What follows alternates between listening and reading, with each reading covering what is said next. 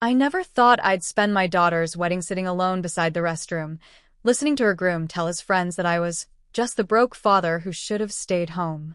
But I also never thought a stranger in a black suit would sit beside me, smile like he had known me all his life, and turn my entire family upside down in less than 24 hours. If you've ever been underestimated, shoved aside, or made to feel like you don't belong even in your own family, then keep listening, because this story is going to hit you deeper than you expect. And if you've ever fantasized about karma happening loud, public, and undeniable, well, you're about to hear how mine arrived wearing cufflinks and a smile. If stories of justice, revenge, and emotional truth are your thing, hit that like button, subscribe, and get ready, because this is one of the most painfully satisfying stories I've ever told. Now, let's begin. It started with humiliation, the kind that doesn't slap you across the face but sits on your chest and suffocates you slowly. Jennifer, my daughter, was radiant that day. She walked around the venue like she had been sculpted out of some bridal magazine, hair curled perfectly, dress shimmering like she was made of stardust. And I was proud. God, I was proud. But pride has a funny way of dissolving when you realize the person you love most has already decided you don't belong in their world.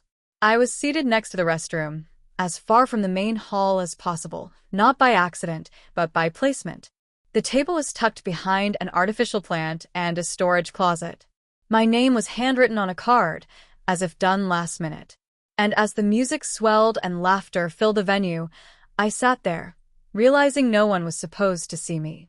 I wasn't meant to be part of the celebration. I remember adjusting my rented suit. I was meant to be hidden, the sleeves slightly too short, the collar too stiff. I kept telling myself, it's fine. It's her big day.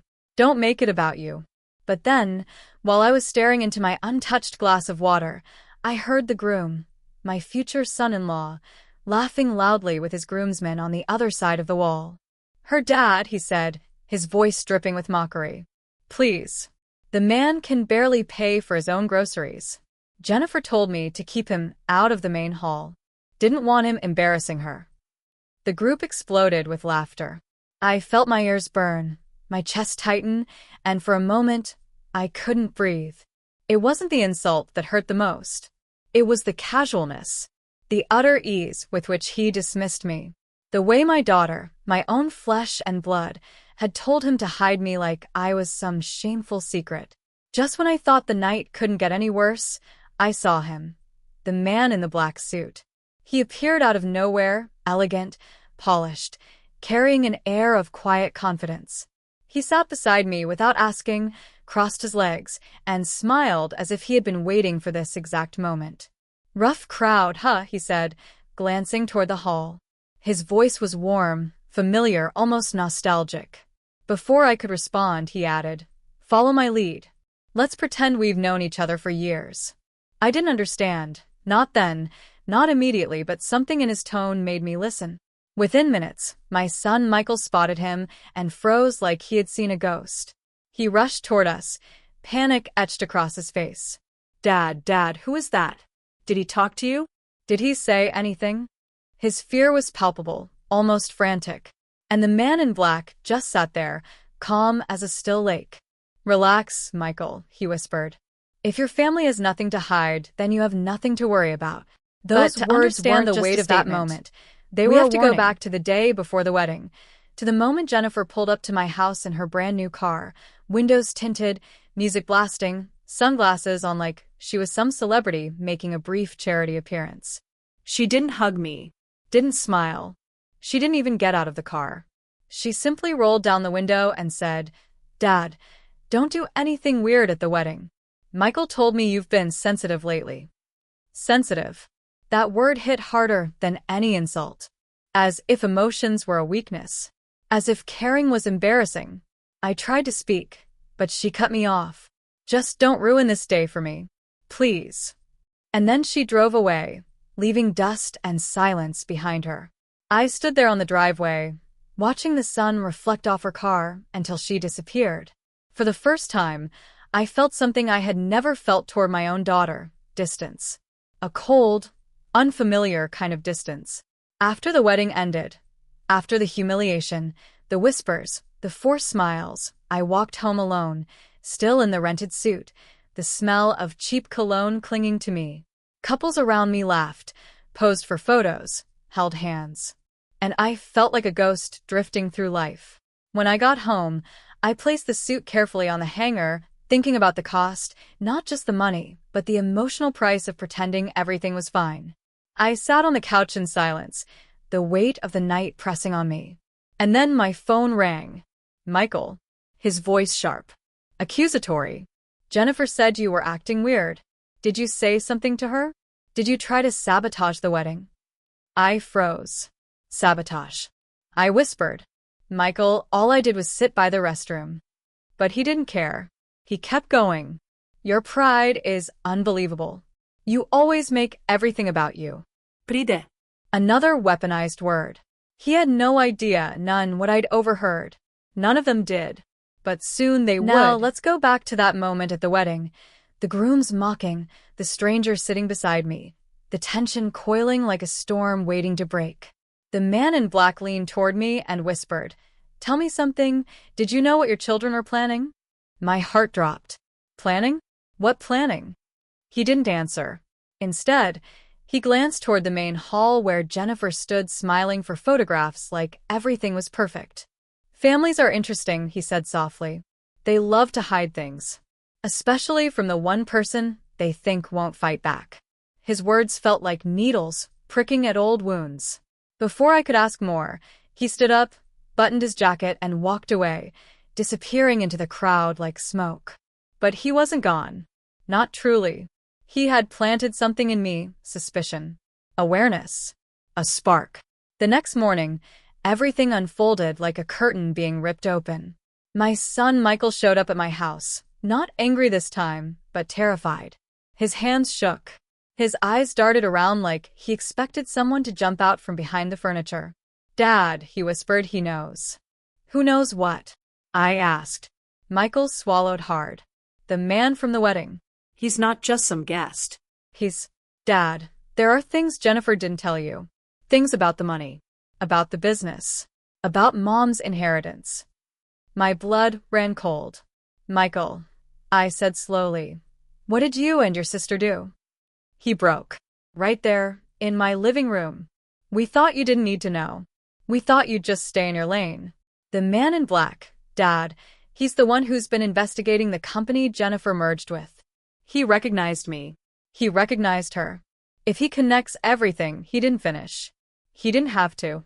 The betrayal hit like a tidal wave. They had kept secrets. Big ones. Dangerous ones. And I had been sitting in the dark, like some Over the next unwanted hour, outsider Michael in revealed my own everything. family. How he and Jennifer had rerouted parts of Mom's inheritance into her fiancé's business. How they'd sold stakes, made deals, hidden documents. How the company had been under investigation for months. And the man in black. He was the lead investigator, but no one had expected him to show up at the wedding. No one but fate, it seemed. Suddenly, everything made sense. The panic, the fear, the way Jennifer had pushed me away. They didn't just see me as shame. They saw me as the one person who might accidentally expose what they'd done. The one person whose honesty could ruin their carefully constructed facade. That's when the turning point hit, the moment everything inside me snapped into focus. For years, I had let myself be the silent, humble father. The one who didn't demand explanations. The one who didn't stand up for himself.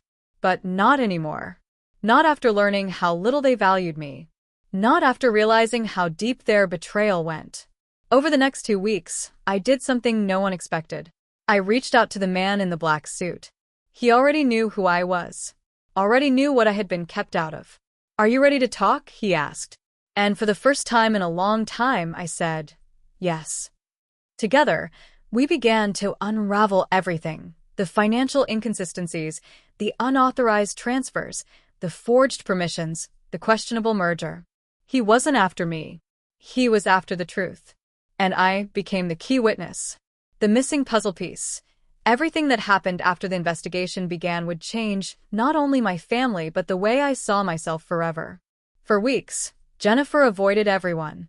The girl who once strutted through life like she owned every room she entered suddenly became a shadow appearing only in court-mandated meetings, dodging phone calls, ignoring messages. Meanwhile, Michael spiraled. My son, who had once lectured me about pride and embarrassing the family, was now drowning in the consequences of his own arrogance. He stopped going to work. His business partners distanced themselves. Friends who used to admire his confidence suddenly kept quiet around him, like he carried some contagious stain on his reputation. And me? I didn't feel vindictive. I didn't feel triumphant. I felt strangely calm. For the first time in years, I wasn't chasing anyone's approval. I wasn't apologizing for existing. I wasn't shrinking to make others comfortable. I felt like a man who had finally stepped out of a cage he didn't even realize he was locked in. But the man in the black suit, the investigator, wasn't done. One evening he called me. "They're trying something desperate," he said. His voice was steady, but the message wasn't. "Jennifer's new husband has claimed you coerced us. That you fabricated documents. He's trying to blame you." Me. The quiet dad who barely spoke. That's when I realized these people weren't just cornered. They were willing to torch everything to save themselves. The investigator warned me. They might try to reach out again. Don't meet with them privately. Don't sign anything. And especially don't let them guilt you. But guilt is a strange creature. It grows in the dark corners of the heart. And children, no matter how old they get, know exactly where those corners are. It wasn't Jennifer who reached out. It was my ex-wife. We hadn't spoken in years. She moved on quickly after our divorce, built a life that barely acknowledged my existence. Yet there she was, standing outside my house like a haunting echo of the past. "Can we talk?" she asked. Old memories rose around us like dust, the early days of our marriage, the fights, the disappointments, the years of raising kids who somehow forgot which parent had sacrificed more. "We need to protect Jennifer," she said. That sentence. That one sentence dragged an entire history behind it. Everything had been about protecting Jennifer. Because for years, her feelings, her image, her choices, even at the cost of my own. "She's scared," my ex-wife continued. "She made mistakes, but she's your daughter. You know her heart." I looked at her and felt something unexpected. Exhaustion, yes, but also clarity. "For once," I said quietly, "can we acknowledge that I am someone's child too? That I'm a person who's been lied to, used, and humiliated?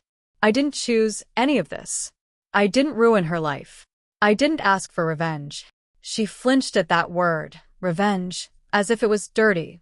"Don't do this," she whispered. "You'll tear the family apart." I laughed, not out of humor, but out of disbelief. "I will tear the family apart?"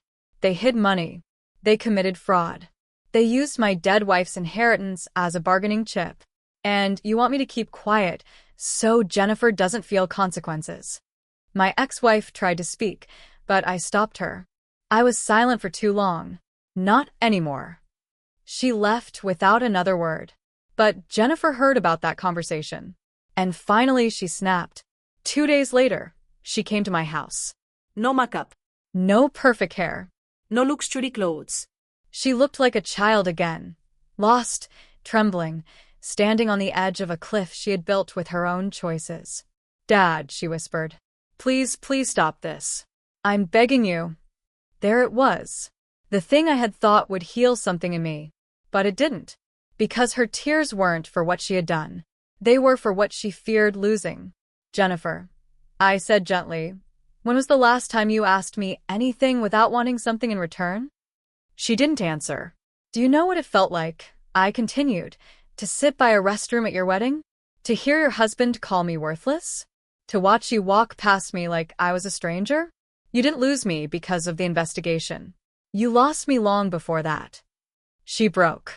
Dropped to her knees. Had. "I never meant to hurt hands you. like she sobbed. I was the last I just didn't want you to embarrass me."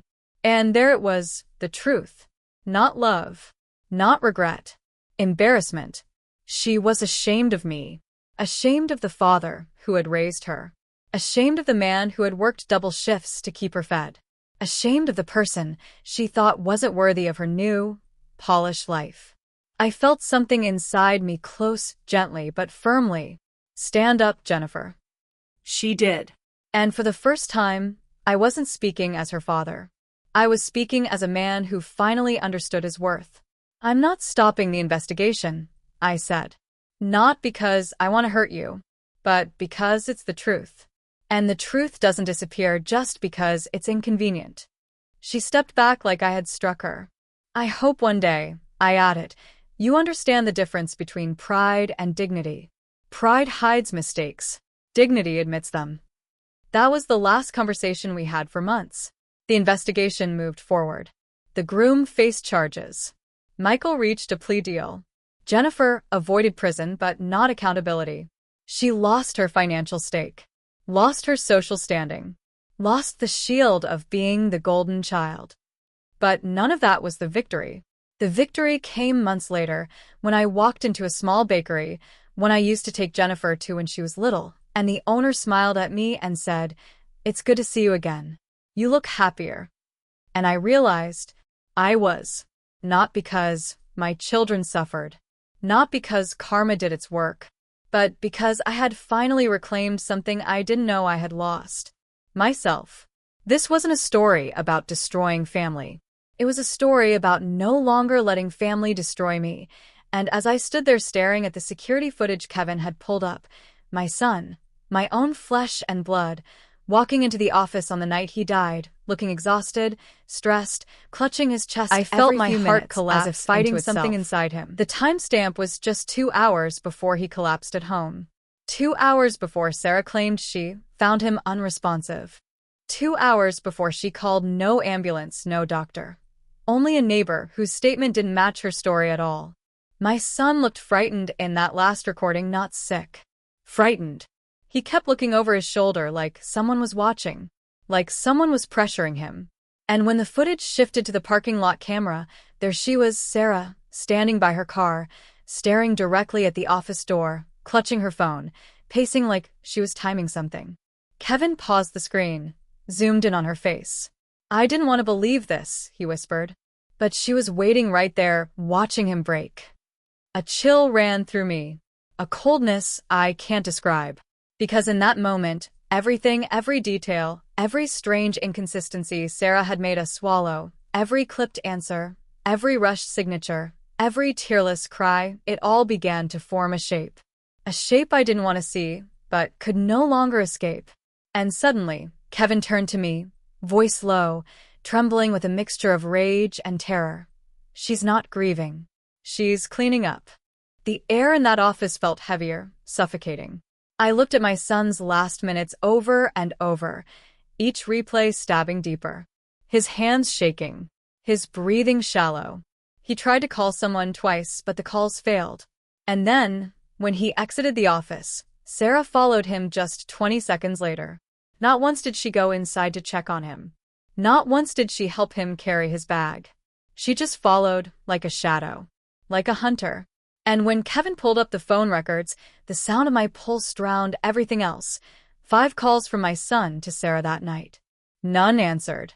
But right after he collapsed, suddenly Sarah's phone lit up with missed call from John. A call he couldn't have made. Kevin hesitated. A call that didn't show up on his phone logs. This call was manually added after his death. My knees nearly buckled. A fake call record. Forged. Deliberate. Why? Why would she need that? Unless she was constructing an alibi. Unless my son had confronted her about something. Unless he had discovered her tampering with the company finances. Unless he knew she was planning something monstrous. My breath shook. My hands trembled. And I whispered to Kevin, barely able to form the words, "What was she after?" He didn't answer with words. He opened another folder on his computer and slid the paperwork toward me. And there it was, a buyout draft. Not just undervalued, criminally undervalued. She wanted to force Kevin out of the company entirely and gain access to the patent worth millions. She had already drained 2 accounts, my son's accounts, and transferred them to a marital emergency fund she created without his consent. Everything she touched was calculated. Every signature forged. Every detail aligned with a plan that had been in motion for months. A plan my son clearly discovered too late. But the thing that broke me wasn't the money, wasn't the fraud, wasn't the lies. It was a single line at the bottom of one of the documents, his handwriting sloppy, rushed, desperate. "Dad, I think something is wrong. I'll explain tomorrow." Tomorrow, the tomorrow that never came. My vision blurred. My throat burned. The weight of it all crushed me. And suddenly, I wasn't confused anymore. I wasn't grieving in the dark.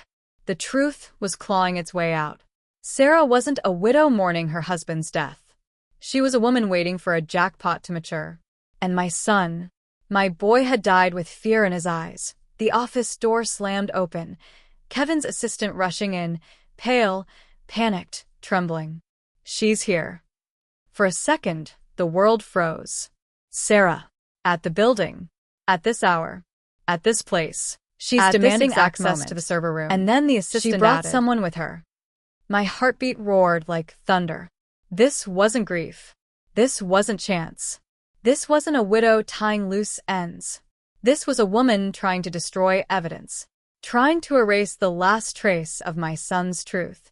And in that split second, something inside me changed. I stood up.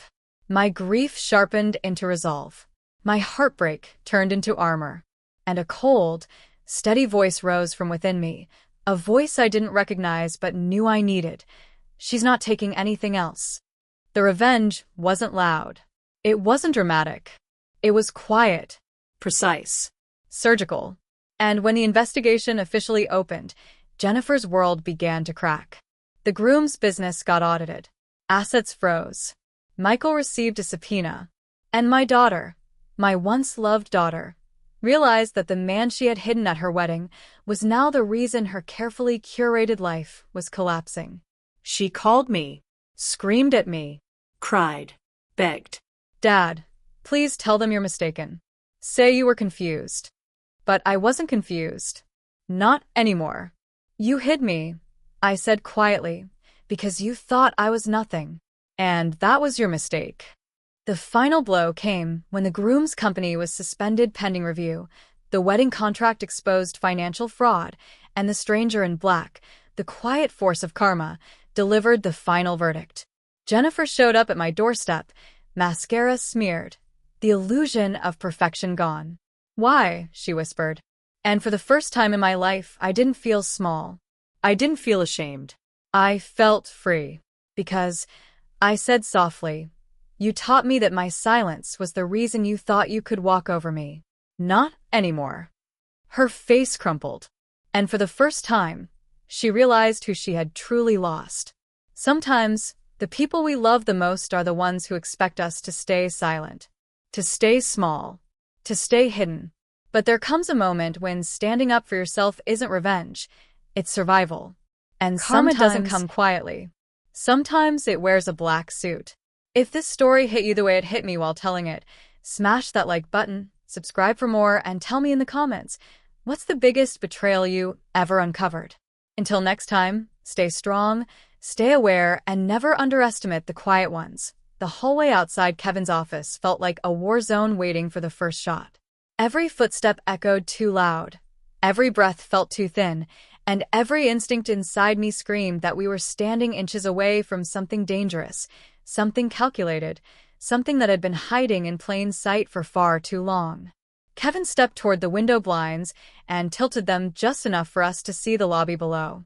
And there she was, Sarah, standing under the cold fluorescent lights, not a tear on her face, not a hint of sorrow in her posture. Her arms were crossed, her jaw was clenched, and she was scanning the room like someone checking for witnesses rather than grieving a husband. Beside her stood a man I didn't recognize, tall, broad-shouldered, carrying a laptop bag and glancing repeatedly at the building's cameras. Not a lawyer, not family, a fixer, someone hired to clean digital footprints, someone who didn't come to console, someone who came to erase. My chest tightened as Kevin whispered, "She's going for the servers, she's going to wipe everything." And that was the moment the air snapped, the moment my grief turned into a steel blade, because the woman who had shared my son's bed, used his name, lived in his home, now stood in his workplace preparing to bury him again, This time, without leaving a single trace of the truth he died trying to tell, I stepped out of the office and walked toward the elevator with a calmness so unnaturally cold that Kevin had to jog behind me to keep up. Every second felt like it was dragging fire through my veins. As I approached the lobby, speaking to the receptionist, I heard Sarah's voice sharp and impatient. Now. My husband's files belong to me. She said the word husband the way a thief says property. I walked closer, and the moment she saw me, her eyes widened, not with grief, not with relief, but with something darker. Annoyance. Calculation. She wasn't surprised to see me. She was threatened by me. "What are you doing here?" she demanded, her voice clipped, rehearsed. "This is a private business matter." I didn't answer immediately. I simply stared at her, letting the silence stretch until her confidence faltered. When I finally spoke, my voice didn't shake. "You were at the office the night he died." She froze. The man beside her shifted uneasily. Her pulse flickered at her neck. And for the first time since my son's funeral, I saw something crack behind her eyes, fear trying to hide behind arrogance. She recovered fast, too fast. "I was picking him up," she said. "He was tired. Don't make this into something it's not." But lies always leave a scent, and hers smelled like panic. Kevin stepped forward, his voice steady. "Then why did you demand a server wipe at midnight? Why did you bring him?" He nodded toward the fixer. The man stiffened. Sarah shot him a glare sharp enough to cut bone. "I don't owe you explanations," she snapped. "This company is half mine now, and I have full authority over his files." Her words hit me like a fist, not because of what she said, but because of what she didn't say. She didn't say I loved him. She didn't say I want to protect his work. She didn't say I miss him. She only said, "This company is half mine now." Ownership. Control. Gain. That was all she cared about. The receptionist, visibly uncomfortable, stammered, "Ma'am, I can't give access without Kevin or John's approval." Sarah leaned closer to her, voice dropping to a cold whisper. "Do it. Now." That was the moment I'd had enough. I stepped between them, blocking her path. "You're not destroying anything," I said quietly. Her face twisted with something between rage and contempt. "You're grieving," she hissed, "and grief makes people irrational. But this business, his business, is mine. He left nothing to you." She wanted to hurt me. She wanted to break me. She wanted control. But grief, when sharpened by truth, becomes unbreakable. "He left me something," I said. "He left me his fear." Her expression flickered like a flame hit by wind. I didn't break eye contact. "He was afraid of you." That was when the fixer moved. Subtle. Small step. But I noticed. Kevin noticed. Security noticed. Sarah noticed too because her mask slipped, just for a second. And then she spoke quietly, too quietly, with a venom that chilled my bones. "Walk away. You have no idea what you're stepping into." But I did. I knew exactly what I was stepping into. A woman cornered. A plan unraveling. A truth resurfacing. And a storm she never expected me to bring. The lobby seemed to shrink around us, the air thick with something electric and dangerous. Everyone sensed it. Security, the receptionist, even the man beside Sarah who now stood with his jaw locked, his shoulders tense, as if waiting for a command. But the only person who didn't look shaken was Sarah. No, she looked irritated. Irritated that I hadn't folded. Irritated that Kevin hadn't backed down. Irritated that her plan, whatever it truly was unraveling in front of an audience she didn't prepare for. She stepped closer to me. Too close. Close enough that I could see the tiny pulse hammering at the base of her throat. "You're grieving," she repeated, voice low and sharp. "And grief makes people create enemies out of shadows." Her eyes were unwavering, like she believed she could hold her lie together if she stared hard enough. But grief hadn't made me blind. It had woken me up. "You were here the night he died," I said again, slower this time, louder, so everyone could hear it. That scared me more than any reaction without owning she could have given. She didn't flinch. The fixer beside her shifted, and his hand grazed his laptop bag. Nervous reflex or silent signal. I couldn't tell. But whatever it was, Kevin noticed too. He stepped forward, positioning himself beside me, forming a solid line. She couldn't push through. "You're not getting into the server room," he said firmly. "Not without legal authorization." The receptionist looked relieved to have someone else take control. Even she had sensed something was wrong the moment Sarah walked in. Sarah let out a small laugh, an empty, brittle thing. "Legal authorization?" she echoed mockingly. "My husband just died. His company belongs to me. If you think a receptionist and a grief-stricken father are going to stop me—" She didn't finish, because that's when the security guard stepped closer. A big man. Quiet. Observant. He'd been watching everything from the moment she walked in. "Ma'am," he said calmly, "I just need to confirm with our system who exactly has clearance." Sarah's head snapped toward him. Ido. She said it like a threat, not a fact. But the guard didn't back away. "Actually," he continued, glancing at the monitor on his wrist tablet, "it shows your name isn't on the access list." Her face paled, then darkened. For the first time, the mask didn't slip, it shattered. "That's impossible," she snapped. "It's correct," Kevin said quietly. "John removed your name 2 weeks ago." Silence. Cold, brutal silence. Then her voice dropped into something colder. "He wouldn't do that." The fixer finally broke his own silent act. "Sarah," he muttered under his breath, "let's not do this here." But she wasn't listening anymore. Her composure was gone, replaced by raw, sharp-edged anger. "You're lying," she hissed.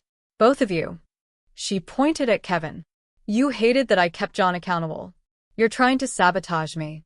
Then she turned on me, her voice rising, not with grief, but entitlement. "And you? He didn't trust you enough to leave you anything. So now you're trying to take what's mine." "What's mine?" "Not his memory. Not his legacy. Not his work. Just mine."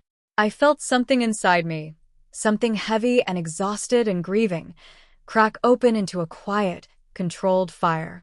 "You're right about one thing," I said. "He didn't trust me with his business." I took a step closer, my voice steady enough to make her blink. "But he trusted me with something else. He trusted me with why he was afraid." Her expression froze. Kevin inhaled sharply beside me. Even the guard's eyes lifted. Sarah's lips parted for half a second, just long enough for dread to flicker in the depths of her stare. "You don't know anything," she whispered. But she didn't sound confident anymore. She sounded cornered. Her fixer tensed. "Sarah, we should go." For the first time, she didn't argue. Her eyes darted between me, Kevin, the guard, the receptionist, then back to the elevator, calculating her chances, measuring her leverage, seeing how fast the room was slipping out of her control. And in that split second, I understood something. She wasn't here to grieve. She wasn't here to honor. She wasn't here to remember. She was here to erase. To erase him. To erase his doubts. To erase whatever he found before he died. "Step away from the server room," the guard said firmly. Sarah straightened, lifting her chin. And with a cold smile that didn't reach her eyes, she said, "You think this stops anything?" But this time no one moved aside for her. No one listened. No one feared her. She wasn't the one in control anymore. She knew it. We knew it. And for the first time since my son died, I felt the faint, trembling beginning of justice pushing through the cracks.